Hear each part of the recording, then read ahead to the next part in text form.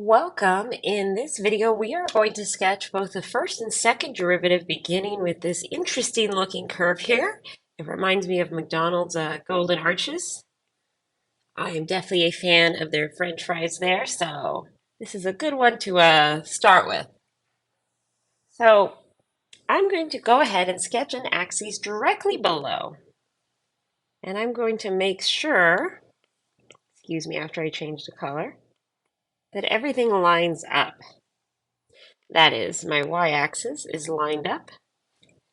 Now that I have my x and y-axis sketched right below, I'm going to identify the maxes. I have two maximums, and I'm going to go ahead and just connect these all the way down here.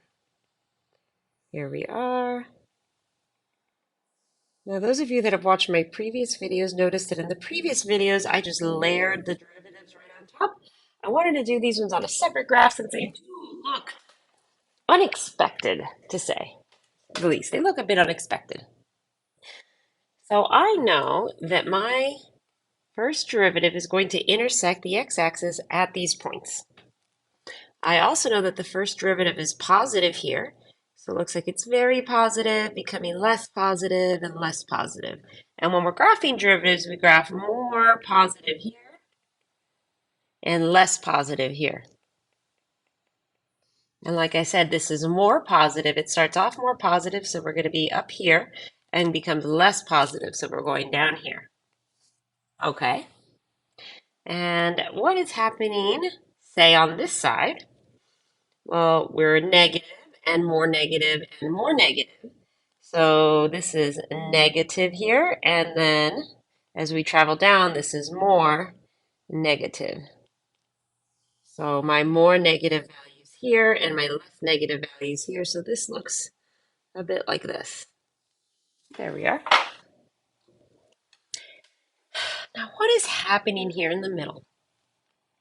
Well, to the right of this first maximum on my original graph, the slope starts off negative and gets more negative and more negative. So that's fairly clear. So I'm going to go ahead and sketch that. It starts off negative and gets more and more negative.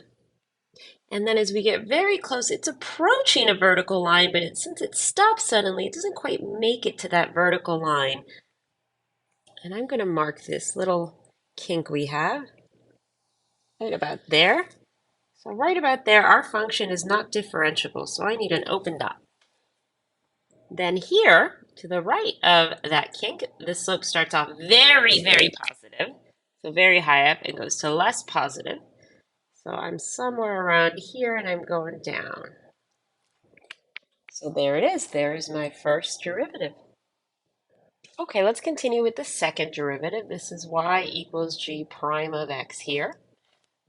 And as you can see, I went ahead and sketched my x and y axes. So let's ask ourselves, is there a maximum that looks like this or a minimum that looks like that anywhere? That is there any spot where the tangent line is going to be horizontal? No, there is not. So that means the second derivative will never cross the x-axis. Now let's chat about if it will be above the x-axis or below the x-axis. Well, here it's negative, negative, negative, and it's still staying negative. See, it's going downhill. What about this piece? Also negative. So this tells me that my derivative will always be, that is, the second derivative will always be below the x-axis. So I'm going to go ahead and move this up since I'm interested in looking at things here in the fourth quadrant. So now let's talk about what is going on near these open dots. Well, we're going to get closer and closer, but never reach it. That means this tangent line is going to approach this asymptote here. There we are. And it'll be the same on this side if you notice. It's very vertical and becoming less and less so, and we're never quite going to approach this point. So here we are on both sides. I'm trying to make this look symmetric. It should be symmetric. Now, what is happening closer to these intersections? Well, my slope here is negative, but it is not as negative as it is here or here. So this looks like the least steep. So the least negative, so that would be here, less negative, and more negative is down here. Since this is less negative, I'm going to want to put a point up here. That is, this curve is kind of going to go. And I want to make sure I line it up properly here. And then it's just going to continue going negative from this point onward. And I selected the incorrect color, so let me go ahead and fix that. All right, let's look at the same thing on the other side. So this is our least negative point is near this intersection with the x-axis of the first derivative. And my least negative point will be around there. So let's go ahead and get this closer, least negative point, and then here. And this is y equals g double prime of x.